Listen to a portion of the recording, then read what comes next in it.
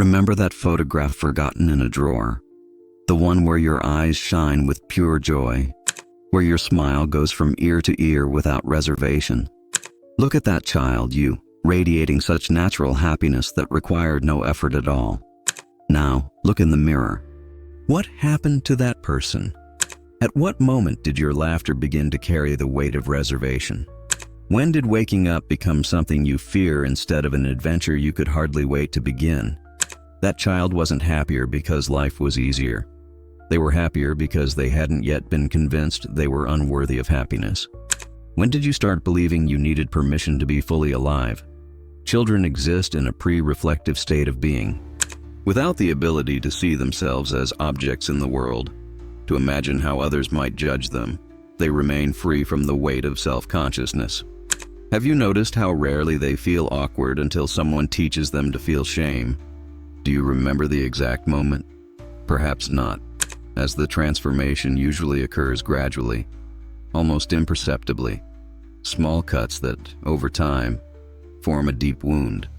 That time at 9 years old, when you danced with wild abandon at the family party, feeling each musical note like an electric current running through your body until you noticed the embarrassed smiles, heard the muffled laughter, not with you, but at you. Or that moment of courage when you expressed a genuine thought in the classroom, only to be met with uncomfortable silence, exchanged glances, the teacher quickly changing the subject. Moments like these, seemingly insignificant, began to teach a devastating lesson. There is a chasm between your inner world and how you must present yourself to survive socially. This fundamental division of human consciousness is at the center of Arthur Schopenhauer's magnum opus, The World as Will and Representation, 1818. With a clarity that disturbed his contemporaries, Schopenhauer elaborated a distinction that would forever change the philosophical understanding of the human condition. He argued that we experience reality in two completely different ways. On one hand, there is the world as representation, the world filtered through the perceptual and cognitive lenses of human beings, a mental phenomenon constructed by our consciousness. This is the world of separate objects, clear distinctions, apparently stable identities, social conventions, and cultural rules. On the other hand, there is the world as will, the underlying reality, the Kantian thing in itself, which Schopenhauer identifies as a blind, irrational, and insatiable vital force that drives all existence. This universal will is not simply human desire, but the metaphysical essence of everything that exists, an indifferent and purposeless force that manifests in every entity, from the movement of subatomic particles to the apparently conscious impulses of human beings. The world is my representation. With this phrase, Schopenhauer begins his main work, articulating how our conscious experience is not a direct access to reality, but an elaborate construction by the human cognitive apparatus.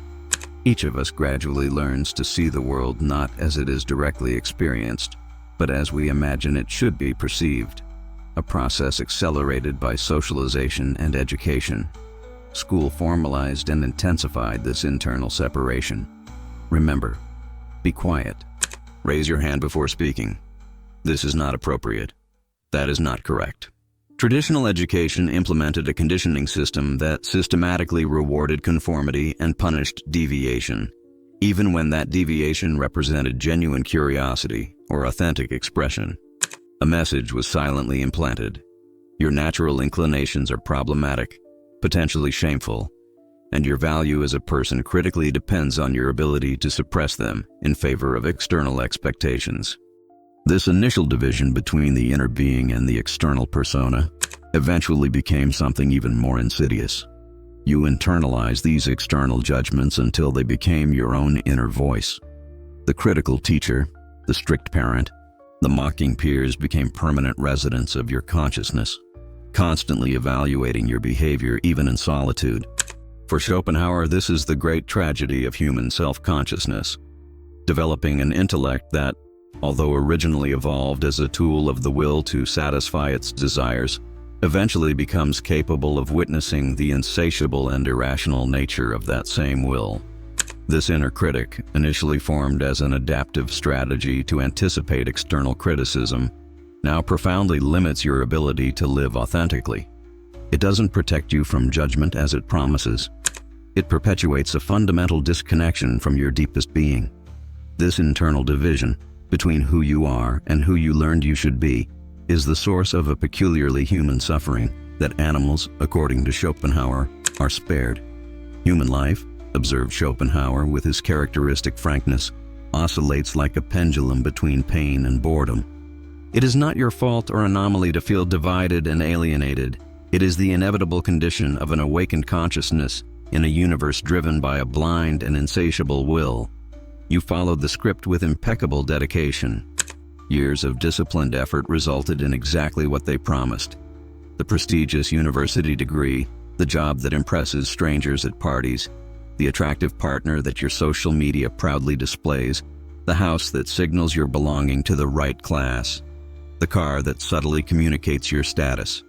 All the milestones that should, according to the dominant cultural narrative, result in a life of fulfilled satisfaction. Yet, something deeply disturbing remains. Each achievement, instead of bringing the lasting fulfillment you expected, that was implicitly promised, offers only a momentary flash of satisfaction before fading, leaving a void that seems even more acute in contrast with the expectation of fullness. Arthur Schopenhauer was the first Western philosopher to place this disconcerting pattern at the center of his philosophical system, identifying it not as a personal or circumstantial failure, but as the very structure of human existence. Life, he wrote with a frankness that shocked his contemporaries, oscillates like a pendulum, back and forth, between pain and boredom. This endless oscillation constitutes what he called the tragedy of human will. First, we experience desire, the sensation of lack, of incompleteness that demands satisfaction. This desire is not a conscious choice, but a manifestation of the metaphysical will operating through us. Desire is, in its essence, suffering. It is a declaration of insufficiency, an admission that, in the current state, we are deprived of something necessary for our well-being. Next, we mobilize our energies to satisfy this desire, often facing obstacles, frustrations, and significant difficulties. If our efforts are successful, we experience a brief moment of satisfaction, the pleasure of having the desire met, of temporarily eliminating that feeling of lack. However, and here is Schopenhauer's crucial revelation, this satisfaction always proves transitory. Whether it's a new job, a relationship, an expensive purchase, or public recognition, the joy of achievement quickly dissipates. Once the desire is satisfied, we momentarily experience what Schopenhauer calls boredom, a state of restless emptiness where the motivation that previously drove us has been exhausted, but no positive sense of lasting fulfillment has taken its place. Inevitably, new desires arise to fill this vacuum. The will, by its insatiable nature, does not remain satisfied. It simply redirects its relentless pursuit to new objects. And so the cycle begins again. Desire, effort, brief satisfaction, boredom, new desire, in an endless repetition that constitutes the fundamental structure of human experience. Satisfaction, or what we commonly call happiness, observed Schopenhauer, is always negative, never positive. It is not a gratification that comes to us originally and by itself, but must always be the satisfaction of a desire. In other words, pleasure is never an independent state, but merely the temporary suspension of the pain of desire. Once the specific pain of a particular desire is relieved, we do not find lasting happiness, but only momentary relief. The pattern is painfully predictable: anticipation, achievement, brief satisfaction, renewed emptiness, transfer to the next goal. Your new professional title seems monumental when achieved, but quickly becomes just an ordinary fact of life. The dream house dazzles in the first months, but soon becomes just the place where you live. The relationship that seemed destined to fill your inner void proves incapable of sustaining that impossible projection. What makes this cycle particularly devastating is that external achievements, however impressive by social standards, cannot compensate for internal disconnection. Material success, even extraordinary, fails to fill the void left by spiritual impoverishment. No amount of wealth, fame, or power can satisfy a soul that has lost touch with its own authentic center. This perception constitutes what many call Schopenhauerian pessimism, but which could be more precisely described as disenchanted realism. Schopenhauer simply articulates with relentless clarity what many intuitively feel, that life, in its fundamental structure, is characterized by suffering, not because something is wrong with us, but because this is the essential nature of an existence driven by an insatiable will. The basis of all will, he wrote, is need, deficiency, and thus pain. Desire, manifestation of the metaphysical will in us, is by nature insatiable, and satisfaction, always temporary. This is not a flaw in the system. It is the system itself functioning exactly as its nature determines. The will has no final goal beyond perpetuating itself. Therefore, complete and lasting satisfaction is structurally impossible while we are under its dominion. The inevitable happens silently, often in the middle of a sleepless night or during a moment of seemingly innocuous contemplation. The established structures of value and purpose that sustained your existence begin to disintegrate. A crack appears in the meticulously constructed edifice of meanings that you accepted as reality, and through this crack, a disturbing truth begins to infiltrate. The goals you have relentlessly pursued, the rules you have obediently followed, the values you accepted as absolute, all reveal themselves not as universal and eternal truths, but as historically conditioned, contingent, and, ultimately, arbitrary constructions. This moment of existential enlightenment, often precipitated by a personal crisis, illness, loss, or simply by the accumulated weight of experience, corresponds to what Schopenhauer, inspired by Vedic philosophy, describes as a glimpse through the veil of Maya, the cosmic illusion that keeps us trapped in the wheel of suffering. Suddenly you find yourself in an ontologically precarious position. The narratives that gave coherence and direction to your life have been exposed as convenient fictions, leaving you suspended over an abyss of indeterminacy. The experience is disconcerting. You wake up on an ordinary morning and, inexplicably, the life you have meticulously built over decades seems strangely alien, as if you were playing a role in a play written by someone else. As you go through the familiar motions of your daily routine, a disturbing feeling of unreality persists. The achievements that should, according to conventional wisdom, bring meaning and fulfillment, professional titles, material possessions, social recognition, seem empty of intrinsic meaning. The very identity you have built with such effort begins to seem more like an elaborate disguise than an authentic expression of who you really are. For Schopenhauer, this existential awakening, however painful, represents a crucial moment of clarity. He argued that we must see through the world as representation, the elaborate mental and social construct we take as reality, to understand the underlying will that drives all existence. Will, in this philosophical context, is not simply individual desire, but the metaphysical essence that manifests as blind and insatiable impulse in all forms of life, including human beings. This insight fundamentally transforms the nature of the existential question.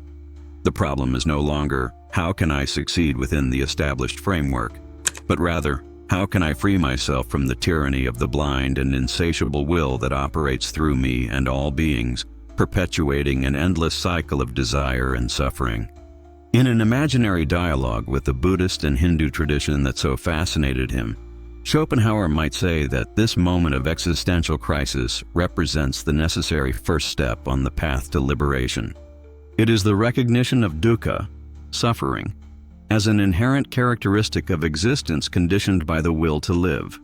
It is only by fully recognizing this truth, without the distractions of momentary pleasures or the consolations of unfounded hopes, that we can begin to seek an authentic way out.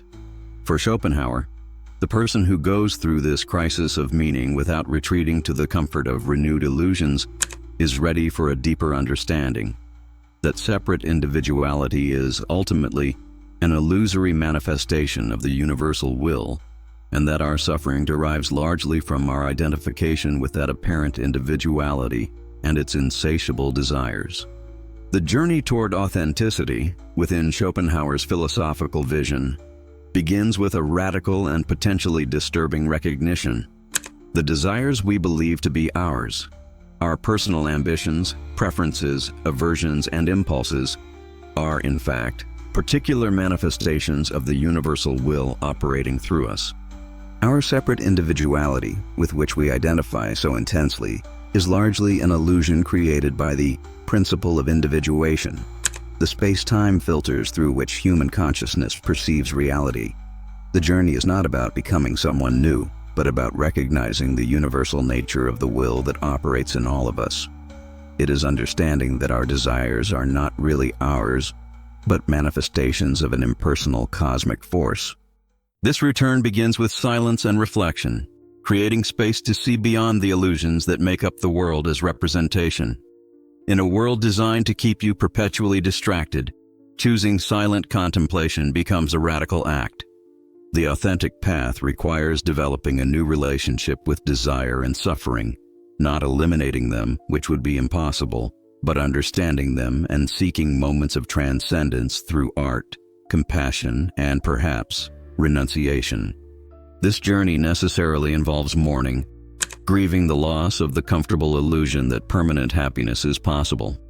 However, there is a profound liberation in accepting the nature of the world and existence as it really is, without the consoling fantasies that keep us trapped in the cycle of desire and disappointment. Your discontent, as Schopenhauer would say, is not a failure to adjust. It is the recognition of the fundamental nature of existence. The emptiness you feel is the inevitable result of living in a world driven by a blind and insatiable will.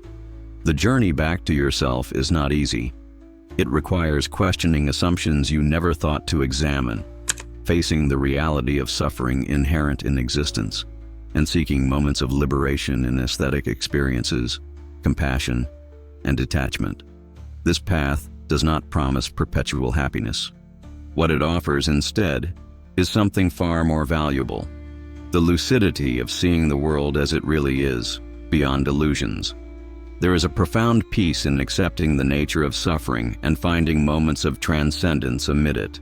As Schopenhauer observed, life oscillates like a pendulum, back and forth, between pain and boredom.